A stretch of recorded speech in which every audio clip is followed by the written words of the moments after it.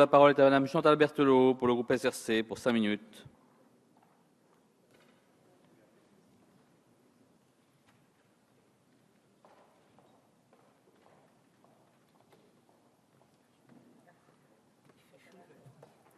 Je vais prendre le verre d'eau d'abord, Président.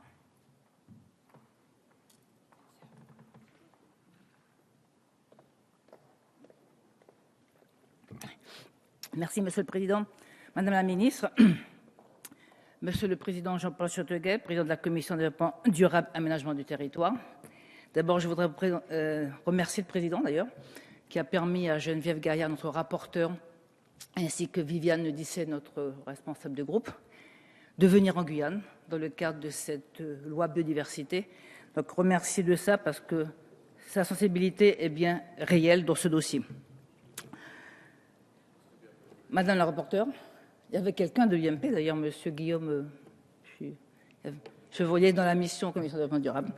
Bien, avec le projet de loi donc relatif à la biodiversité, nous allons donc débattre d'un sujet fondamental, vital, qui est malheureusement méconnu de nos concitoyens et trop souvent absent des débats publics. La nation française, qui est présente sur plusieurs continents, océans et zones bioclimatiques, dispose d'un patrimoine biologique, terrestre et maritime exceptionnel. Face à l'accélération au cours des dernières décennies de la dégradation de ce patrimoine national, du pillage de nos ressources et de la spoliation des savoirs traditionnels de nos populations, notre pays se devait de se doter d'une législation adaptée. Le projet de loi relatif à la biodiversité est une première réponse à cette impérieuse nécessité. Il introduit en droit interne le dispositif APA, acté par le protocole de Nagoya, signé par la France en 2011. Ce dispositif, défini donc au titre 4 du présent texte, reconnaît et réglemente les conditions d'accès aux ressources génétiques et aux savoirs traditionnels détenus par les communautés d'habitants et établit un partage juste et équitable des avantages financiers qui pourraient en découler. Nous aurons l'occasion, mes chers collègues, d'y revenir au cours des débats. Je ne vais pas m'étendre là-dessus. Je crois que le titre 4 mérite vraiment beaucoup de débats. Ce texte consacre, donc le texte de la biodiversité, consacre par ailleurs le caractère dynamique de la biodiversité et introduit le principe de solidarité écologique, soulignant ainsi l'interdépendance existante entre la diversité biologique et les sociétés humaines. Il place également la connaissance, ou plus exactement, le besoin de connaissance au rang d'action d'intérêt général, essentiel à l'atteinte des objectifs que se fixe ce texte. Mais les grands principes ne valent que dans leur mise en cohérence et dans leur application concrète que doit assurer une bonne gouvernance de la biodiversité. Et ça, c'est l'objet de l'Agence française pour la biodiversité.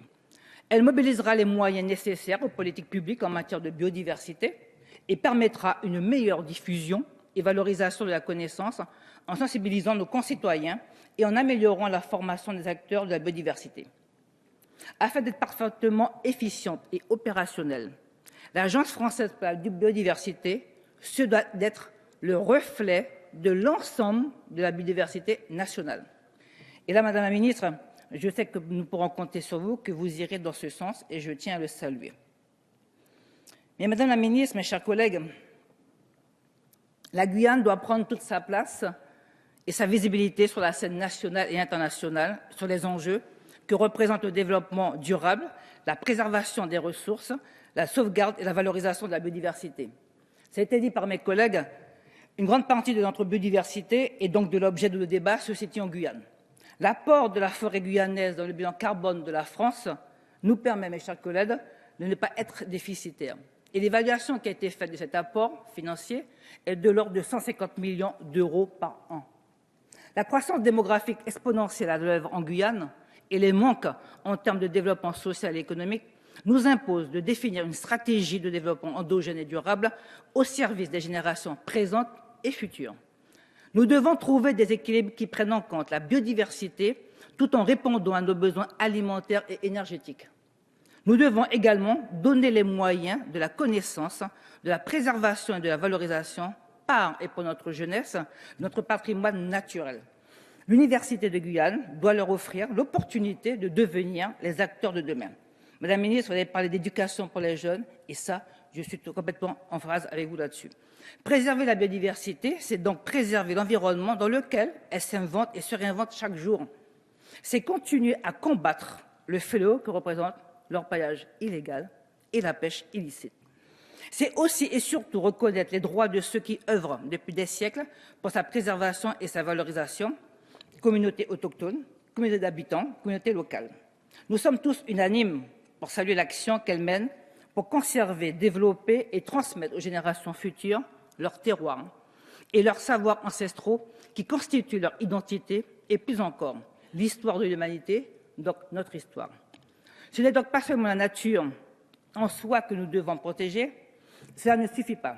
Ce qu'il faut protéger, c'est la possibilité pour toutes les différences d'exister où du nouveau peut apparaître et nous surprendre, nous questionner et nous améliorer.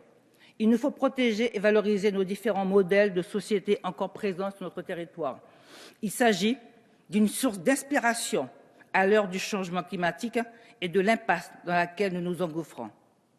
Il s'agit, mes chers collègues, d'une écologie culturelle et identitaire que nous devons considérer comme une garantie pour l'avenir, mais aussi un bien commun pour nos générations futures. Je vous remercie. Merci Madame Berthelot.